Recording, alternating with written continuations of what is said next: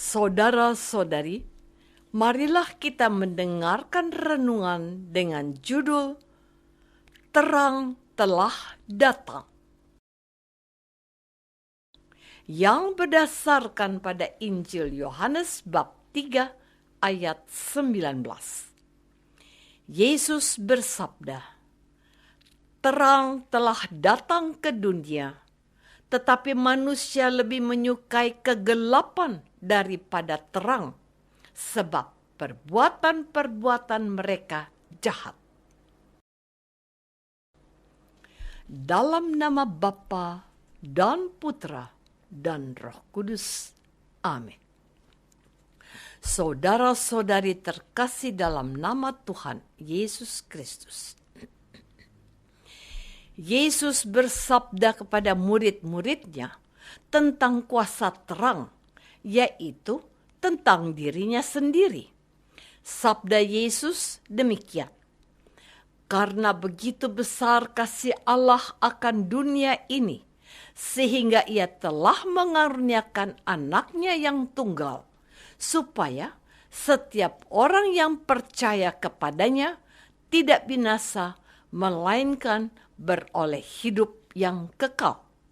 Sebab Allah mengutus anaknya ke dalam dunia, bukan untuk menghakimi dunia, melainkan untuk menyelamatkannya oleh Dia. Barang siapa percaya kepadanya, ia tidak akan dihukum. Barang siapa tidak percaya, ia telah berada di bawah hukuman, sebab ia tidak percaya dalam nama Anak Tunggal Allah. Dan inilah hukuman itu. Terang telah datang ke dalam dunia, tetapi manusia lebih menyukai kegelapan daripada terang, sebab perbuatan-perbuatan mereka jahat. Sebab barang siapa berbuat jahat, membenci terang, dan tidak datang kepada terang itu, supaya perbuatan-perbuatannya yang jahat itu tidak nampak. Tetapi barang siapa melakukan yang benar, ia datang kepada terang, supaya menjadi nyata bahwa perbuatan-perbuatannya dilakukan dalam Allah." Saudara-saudari terkasih, di antara berbagai masalah yang kita alami di dunia ini, ketidakmampuan melihat yang dialami orang buta barangkali yang terberat. Bagaimana tidak? Mereka tidak bisa melihat segala sesuatu yang diciptakan Tuhan dengan indahnya. Matahari yang bersinar terang, rumput yang berwarna hijau, seorang gadis yang berparas cantik. Mengapa orang buta tidak bisa melihat? Karena tidak ada sinar yang masuk ke matanya. Benda-benda tidak memancarkan sinarnya sendiri, tetapi disinari oleh matahari atau cahaya lampu yang dihasilkan dari energi listrik.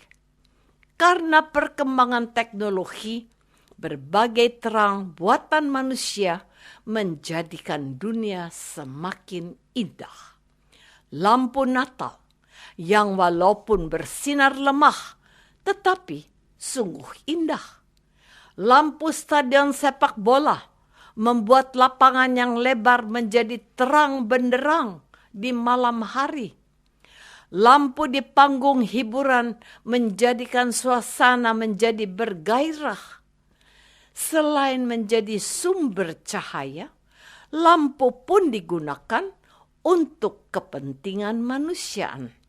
Misalnya, lampu lalu lintas yang mengatur lalu lintas di sebuah persimpangan.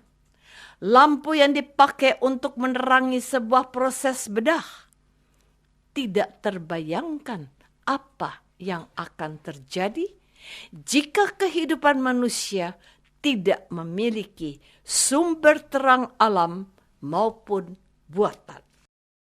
Saudara-saudari terkasih, dalam komunitas yang lebih luas yang dimaksud dengan terang, bukan hanya terang yang bisa dilihat panca indera, seperti cahaya matahari atau lampu, tetapi situasi yang menyebabkan kemajuan masyarakat itu.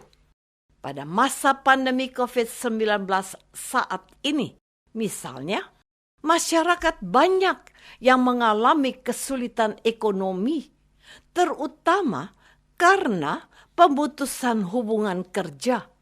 Syukurlah, pemerintah bertindak cepat dengan mendatangkan jutaan vaksin dari beberapa negara. Banyak anggota masyarakat yang segera mendapatkan vaksinasi tersebut. Tingkat kesembuhan dari COVID-19 pun semakin bertambah. Pemerintah telah menciptakan situasi terang bagi masyarakat atas kasus COVID-19.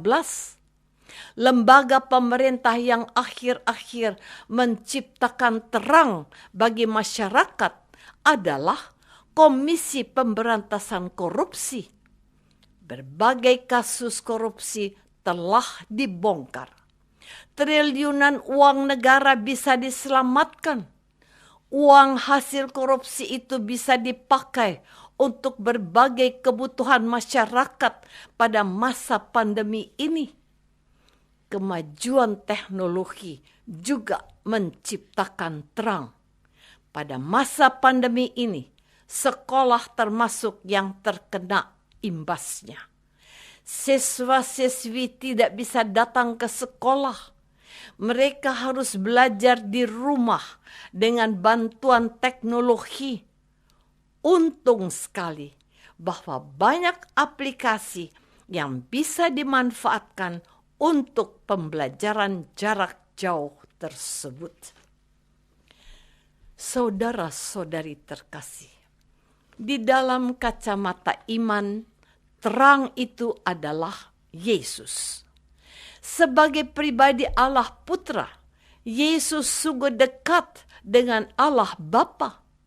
Kita manusia tidak bisa mendekati Allah Bapa kecuali melalui Allah Putra.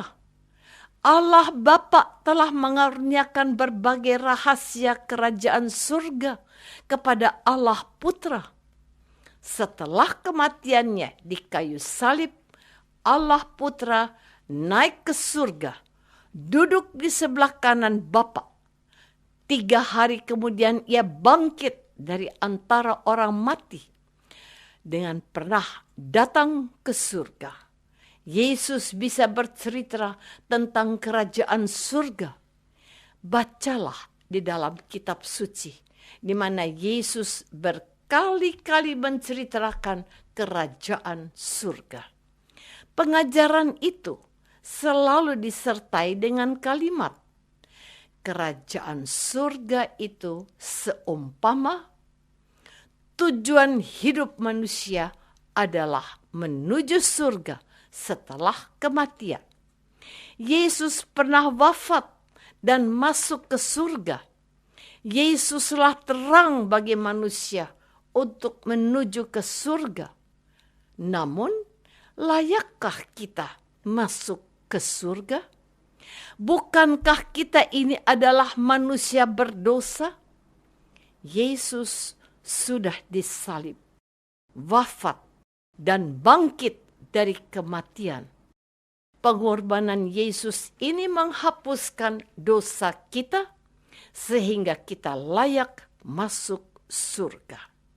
Yesuslah terang menuju ke surga. Apakah kita lebih menyukai kegelapan daripada terang? Apakah iman kita mengakui bahwa Yesus adalah terang bagi hidup kita? Marilah kita berdoa.